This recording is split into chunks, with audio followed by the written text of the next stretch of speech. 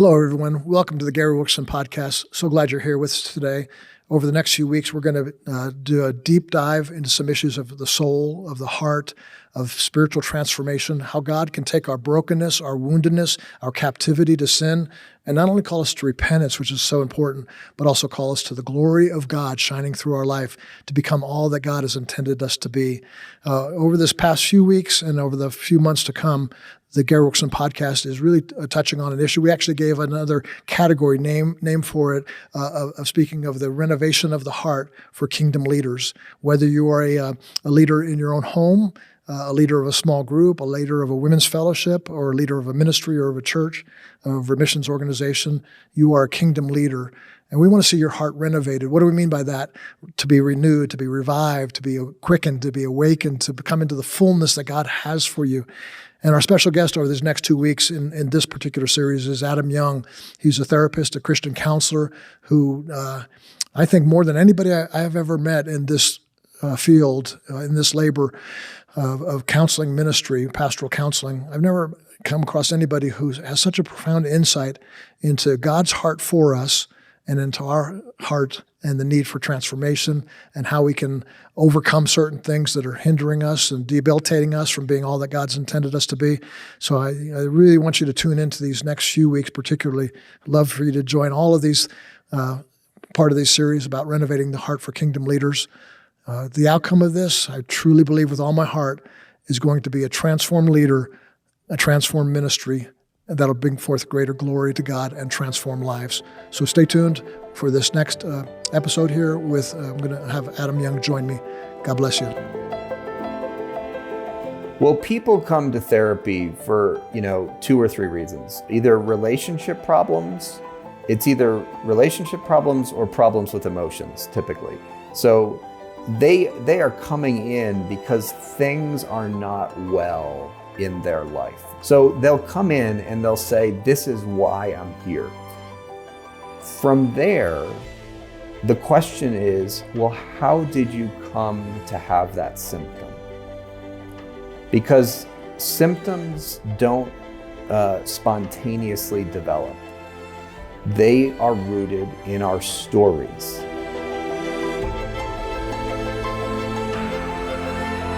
Hi, welcome to the Gary Wilkerson podcast. So glad you're with us here today. We have a real special guest here with us today, and I'm excited about hearing some things. I think it's going to really be a very tender moment, a very important moment in your heart, in your life, maybe in some of your relationships you have. We have Adam Young with us. Adam, thanks for joining us here today on the podcast.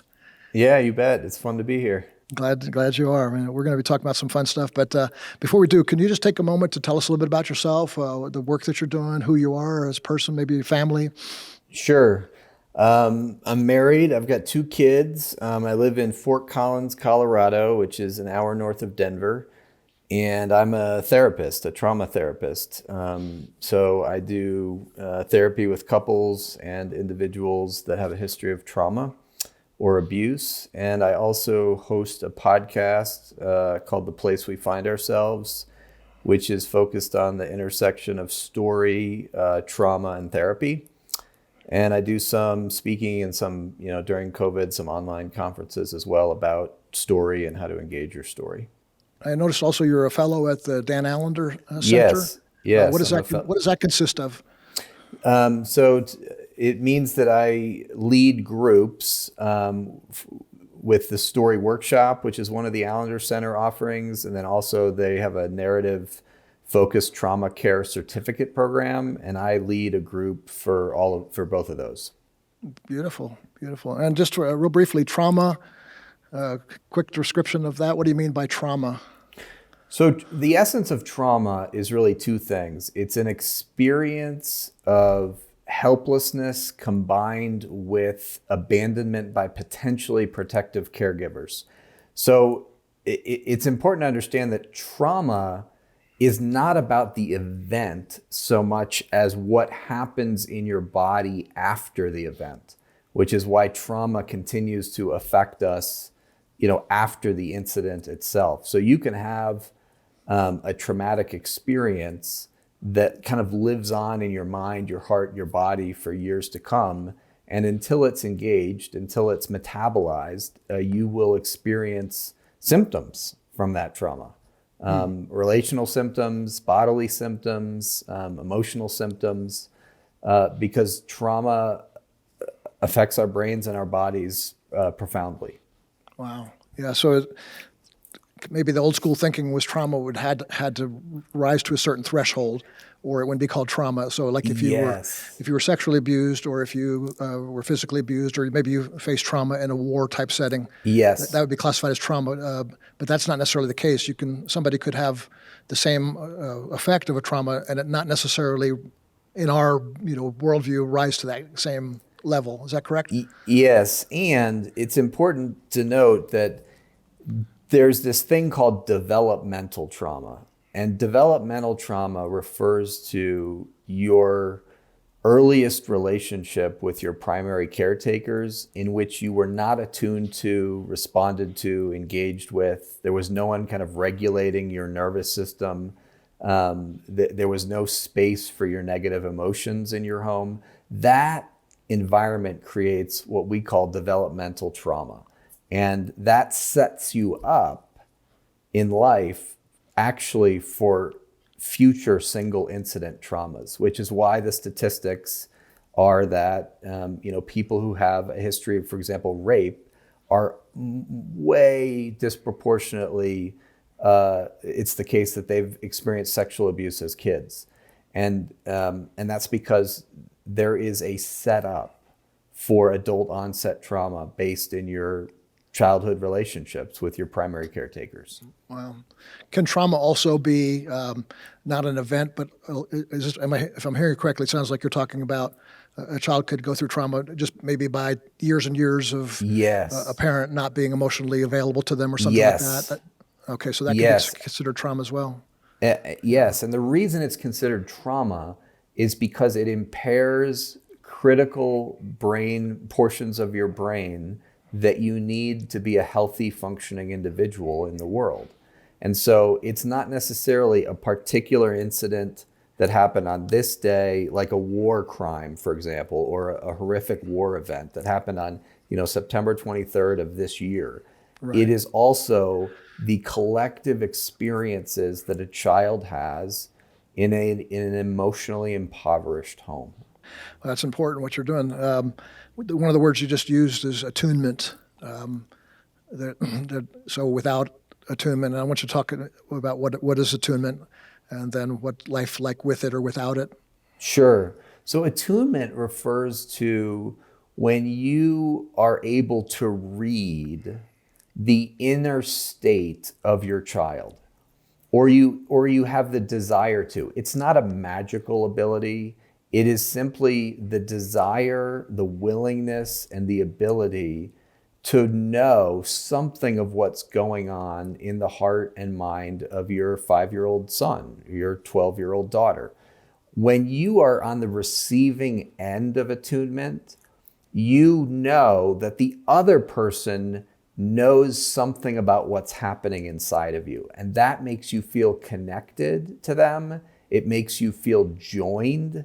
It's the essence of being with, and it makes you feel very safe. When you know that someone else is attuned to you and that they're for you, you feel very safe in their presence. So attunement is absolutely essential for really emotional and mental health. And the reason for that is because we're created in the image of a triune God, a we and not an I. Therefore, we are hardwired for connection, relational attunement and connection with other human beings. We need it to feel safe and to feel whole, and really to have a sense that our perception of the world is accurate. Unless that's mirrored to us through the validation of another person, we can kind of feel crazy. We can feel like, hey, my understanding of reality is off. And that wreaks havoc in somebody's mind and heart.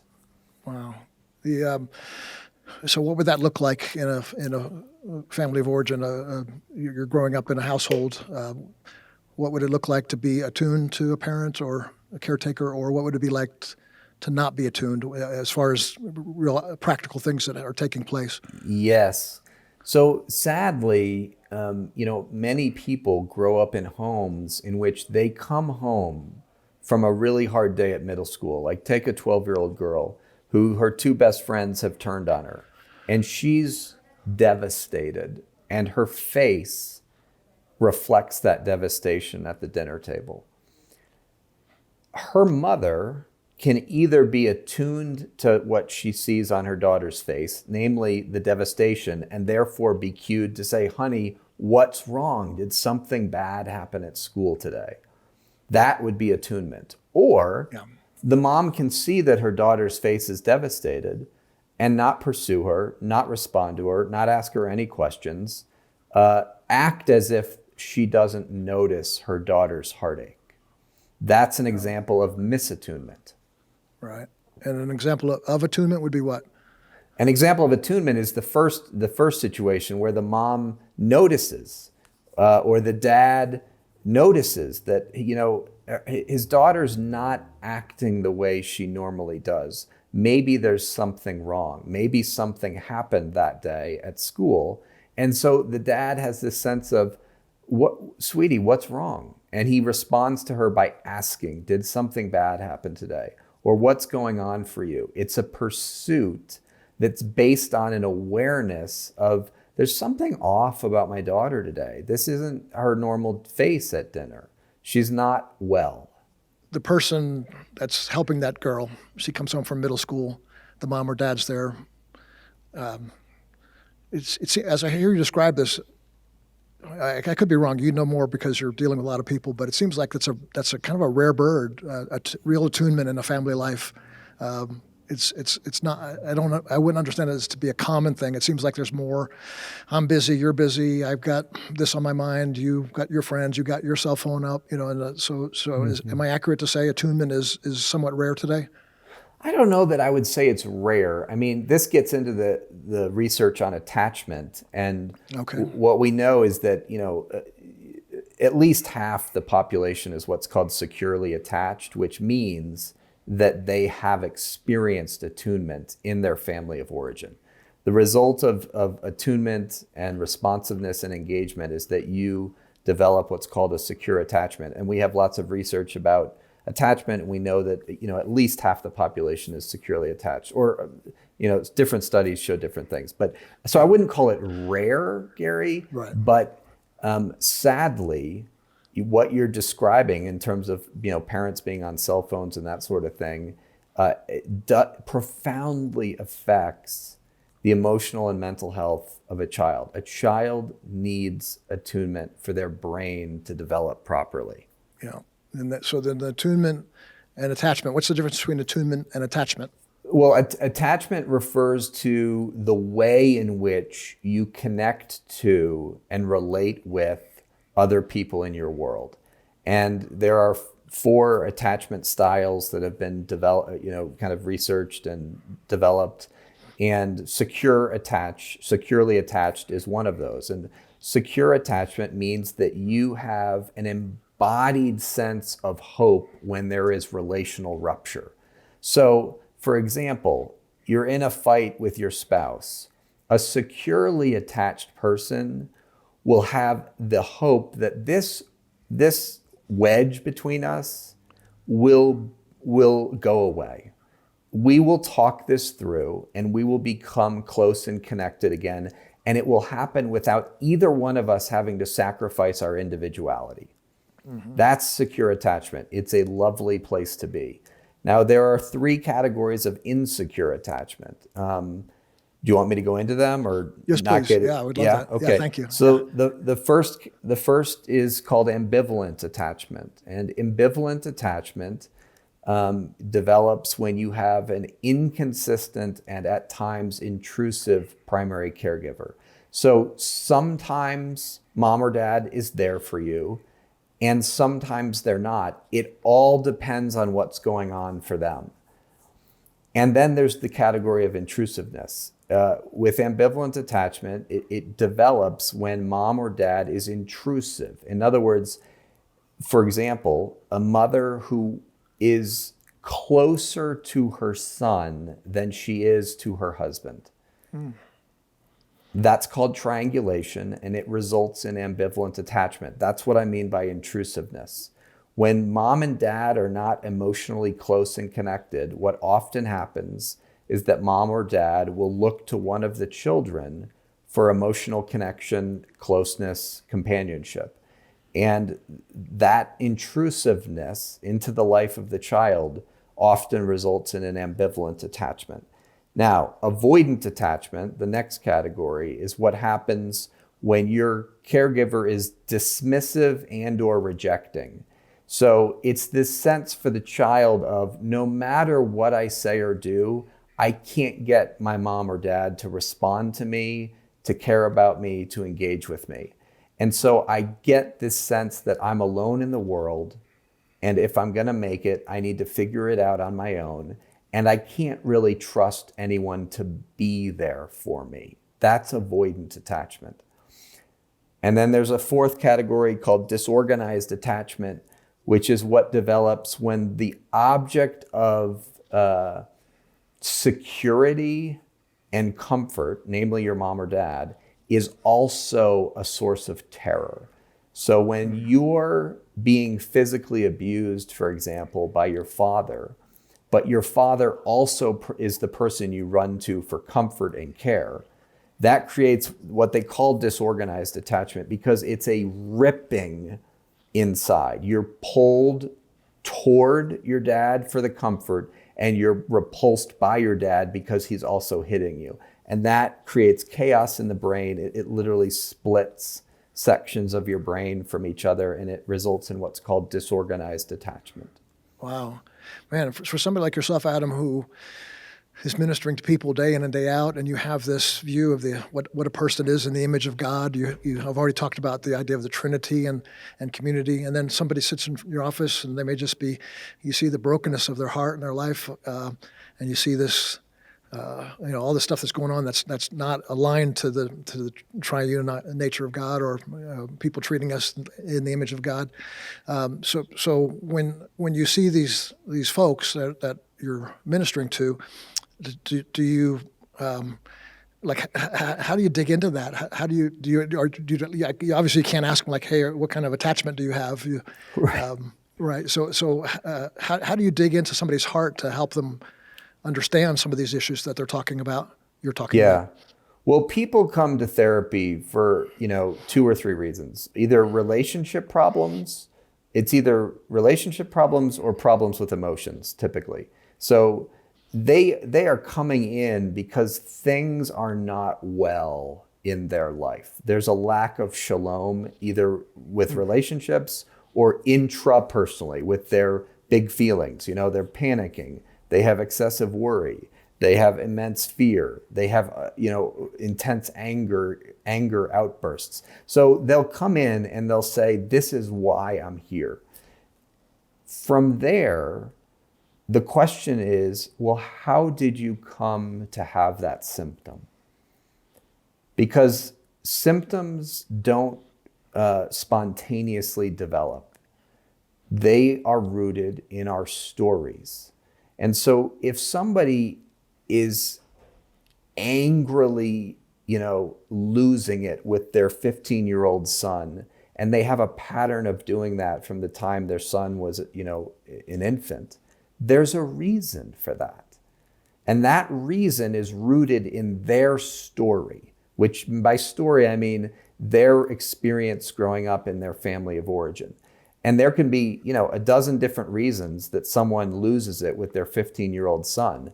But those reasons need to be named with particularity and traced back to the specific and particular stories that compose that individual's life growing up. Because until they understand why they're losing it with their 15-year-old son, they're not going to be able to change it. So the girl you're talking about, the middle school girl that she comes home, and maybe her mother is detached from her, not attuned to her, and maybe the father's really the guy you're talking about, abusive, angry, but yet also sympathetic towards her.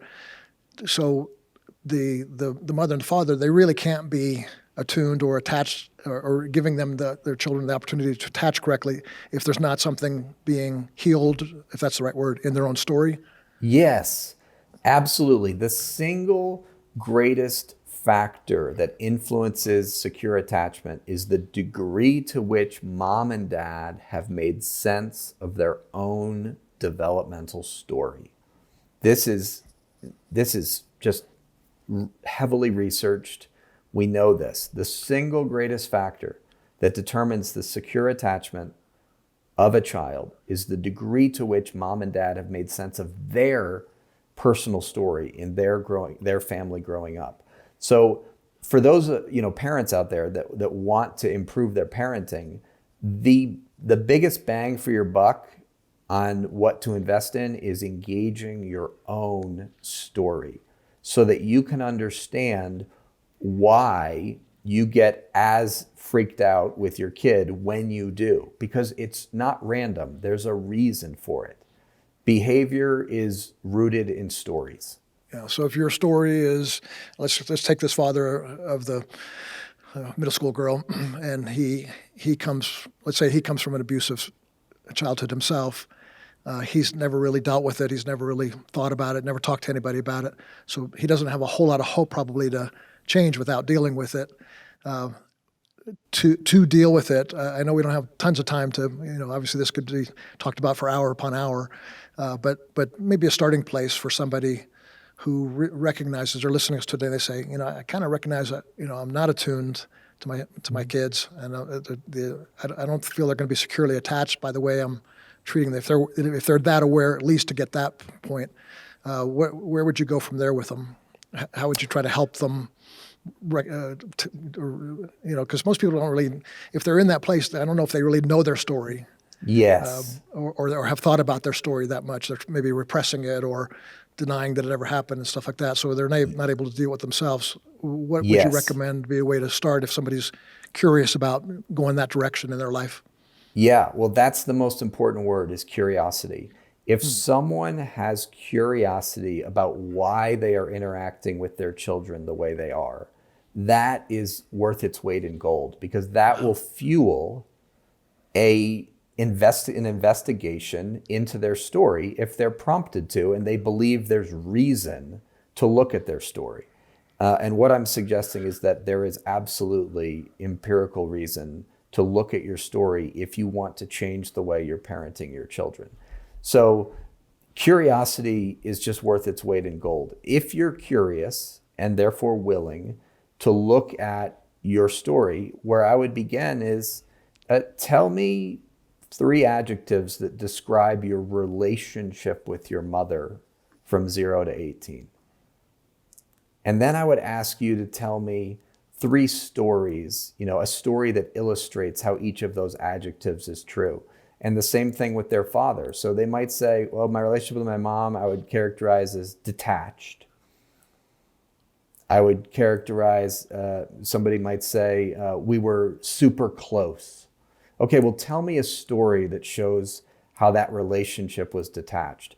Now you're getting them to think back and to provide some specific incidents that illustrate how their relationship with their mom was a detached one, or how it was an intrusive one, or super close would be their word.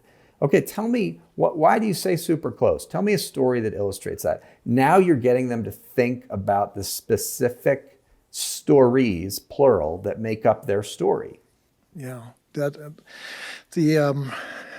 don't want to get, I don't want to, you're not my therapist, so I don't want to sort of, ask for counseling here, but, when I think of this, I think of a story. I have a picture of my father and I.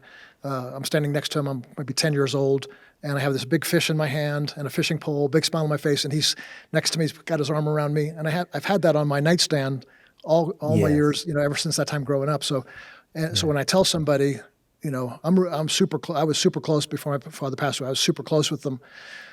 But then as I started doing some of the work you're talking about, I remembered something about that story. He brought me to a place where he had some work to do, dropped me off with one of his staff. His staff took me fishing, brought me back to him, and then he came up and put his arm around me and took the picture with me. And I realized, it's like, okay, that I'm not as attuned, we weren't as attuned as I thought we were. And so sometimes you would even get surprised, I would think. Yes. Somebody might tell you, I was really close to my mom, but then as you dig into she starts telling the stories, you could probably read like maybe it wasn't as close as you thought.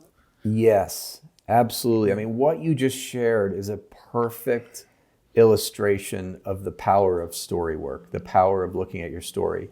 As you pondered that's the story of that photograph that means so much to you, you realized there was more to the story than you had thought.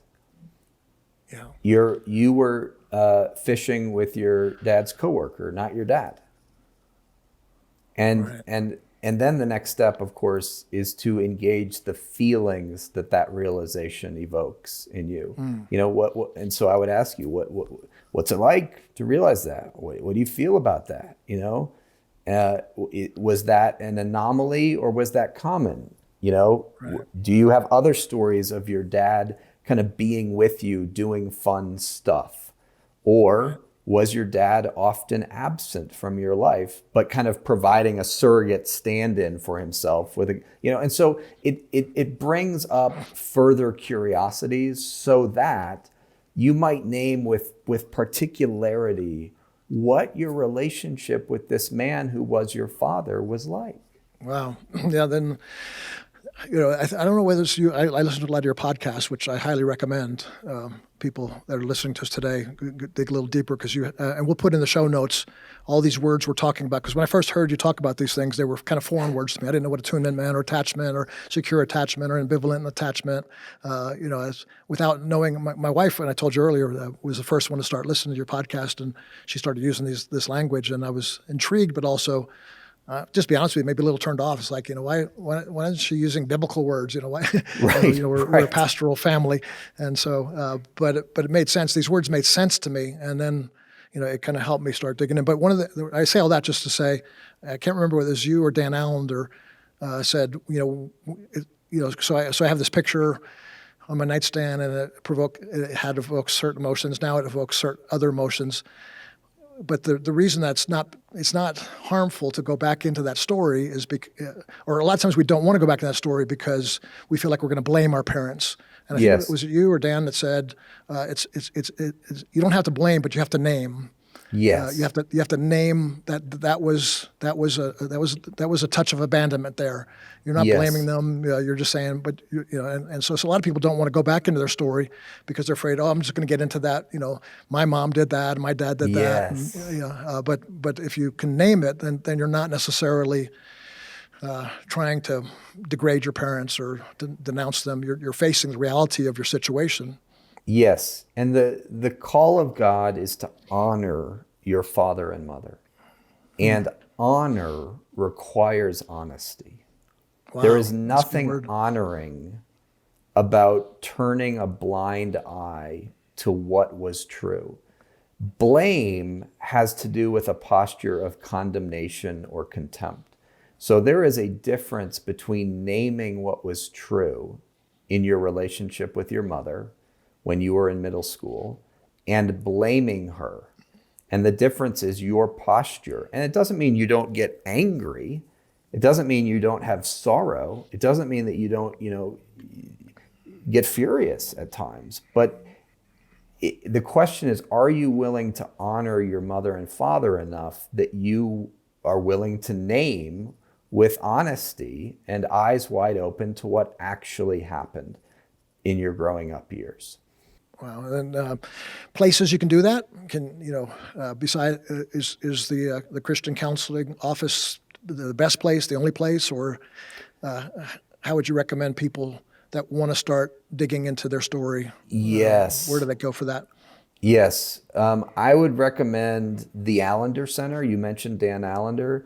The Allender Center, which is named after Dr. Dan Allender, has many offerings, both online digital courses and then also groups where, for example, the Story Workshop, where you are invited to write one of your stories of heartache or harm or tragedy from your growing up years, and you read it to a group of people with a trained facilitator and a guide. And that guide, your group leader, helps you put language to some of the dynamics that are present in that story, which in turn helps you understand, okay, this is what my relationship with my mom was like, at least in this story.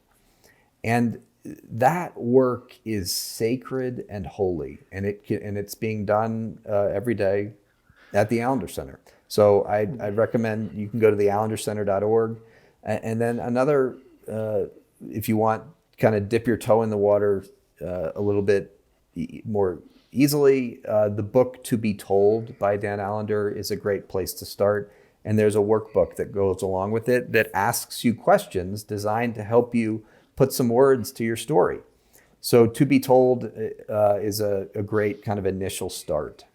Yeah, I've read to Be Told, and I've really enjoyed it. I thought it was a very thought-provoking book, and The Wounded Healer. The Wounded Heart. The Wounded Heart is another book by Dan Allender. Yes. I think both of us would probably highly recommend as well. That's a little more specific to a particular area of trauma, I think, in some degrees, but certainly worth reading. And then, I would also say, a Christian counseling, Christian therapist would be a good place, especially people like yourself and others that, really let you tell your story. Yes. That really talk to, that your heart could be open with. And I think some pastors are equipped with that. I think there's been some good stuff happening in local churches. Not always. Sometimes there's more moralistic type worldview in pastoral counseling, but I think that'd be worth it. I don't know if you know this offhand or if you have it in front of you, but some of the things we've been talking about today, the attachment style, attunement, you have some podcasts that could help our listening audience go a little bit deeper, because you take maybe almost an hour to talk about one issue. We've talked about 3 or 4 here in our half hour. Great. Do you mind giving us, do you have the name of the podcast again? Sure. The Place We Find Ourselves? And, yes. Yeah, the podcast is called The Place We Find Ourselves. Episodes 5 and 7 are specific to attachment, what it is, why it matters. And then I go into the attachment categories and talk about how you can know kind of what your attachment style is. So that's episodes 5 and 7. Episodes 1 and 2 are about story, and specifically about your family of origin story. So that would be a great place to start if you're interested in this content. And then you can just go to my website, which is adamyoungcounseling.com, and look at, there's 105 episodes right now, and just look at the ones with titles that intrigue you. Yeah. Well, that's beautiful. You're kind enough to join us again on our next episode. So we're going to take a break here and come back and talk about some really key issues here. I really believe I'm in full agreement with you when you talk about how the evil one is constantly bombarding us with these accusations, and then sometimes we move into agreements with those. So on our next episode, we'll take some time to talk, break that down a little bit and talk about it. Thank you, Adam, for being with us today, and look forward to joining you next time. Okay, thank you.